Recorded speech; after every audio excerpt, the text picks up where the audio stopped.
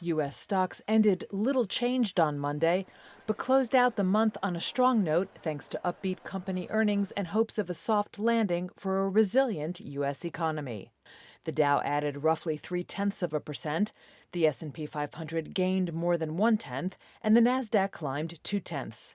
Melissa Brown, global head of applied research at Contigo, says Monday's relatively muted moves reflect what she calls a push and pull in the market. There are certainly, bullish cases that can be made. Inflation seems to be coming down, for example. Corporate profits are coming in better than expected, which is good news.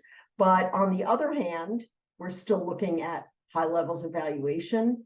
We're looking at a narrow market, particularly in the US, where the market is being led by very few names, which means that most investors aren't participating.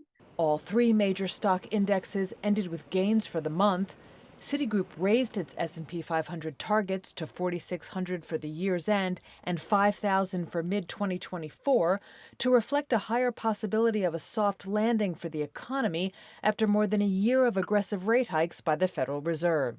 The S&P is just under 5% away from its all-time intraday high hit on January 4, 2022, while on course to gain for a fifth straight month.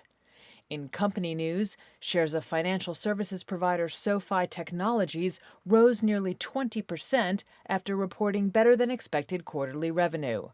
Adobe shares rose more than 3% after Morgan Stanley raised its rating to overweight on the Photoshop maker. And shares of Johnson & Johnson dropped about 4% after a U.S. judge shot down the drug maker's second attempt to resolve tens of thousands of lawsuits over its talc products. A busy week ahead includes earnings reports from Amazon and Apple. The jobs report and other economic data are also on tap.